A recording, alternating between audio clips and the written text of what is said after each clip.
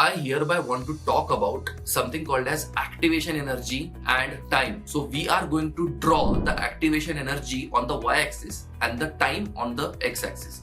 And this would be our activation energy versus time graph. Now, what do I mean by sociological activation energy? Let's understand that for any and every human endeavor, be it losing weight or be it entrepreneurial success or be it academic success, for all types of human endeavors, there is an activation energy that is required, that is important in order to even start seeing the signs of success. And there is furthermore completion of that activation energy and provision of that activation energy in the sphere or effort process of that particular endeavor that is necessary to make sure that we complete and succeed to our maximal possible extent and to our maximal possible human potential in that particular endeavor. Now let me explain. Let us say a businessman or an entrepreneur wants to build a company and wants to actually succeed in the journey of entrepreneurship by ethically providing value to the world.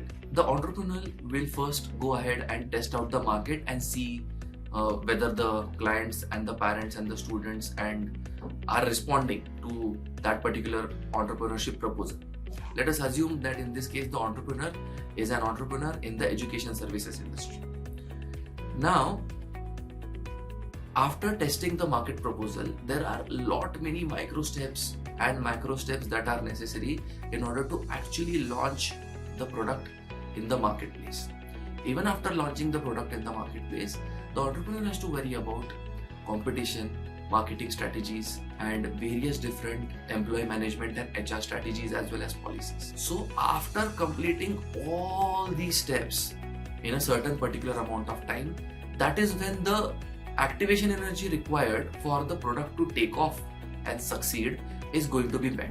Unless the entrepreneur actually goes through all these steps diligently, religiously, product success and the company success is very highly unlikely. Similarly, let's take another example of Amazon.com. Let us say if the entrepreneur that owns Amazon.com or the group of entrepreneurs that own Amazon.com and are propagating Amazon.com, let's imagine the journey when they would have started. They would have had to set up the online website, they would have had to set up the inventory and order management system, they would have had to set up customer service, sales support, logistics, and so on and so forth.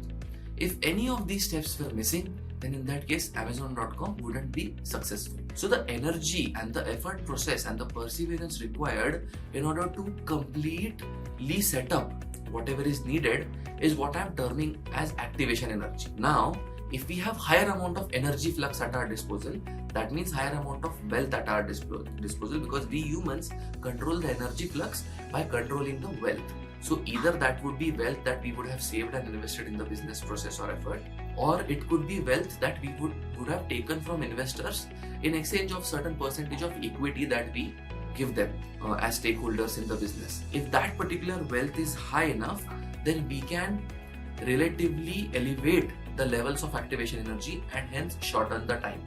So activation energy on the y-axis and time on the x-axis, if we are talking about this, then in that particular case, activation energy multiplied by time is the total area under the curve.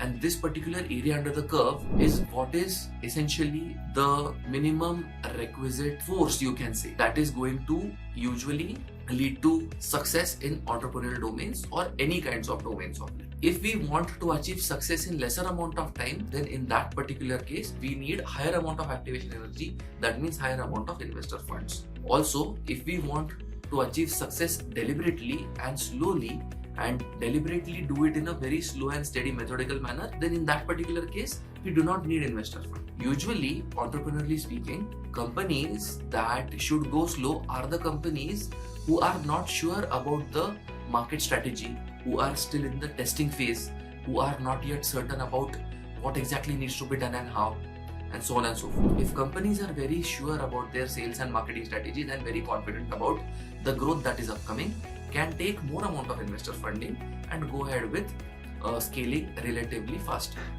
And while doing all of this, we have to make sure that we are as ethical as we can be in the sociological sphere. We all are depleting the earth of its resources. We have to use the energy flux that we are taking from earth in the most responsible manner. And hence, we should be in domains of entrepreneurship that are much more humanitarian and utilitarian in nature rather than dopaminergic in nature. And this is what I summarize as the activation energy versus time graph for entrepreneurial success or any other kind of success.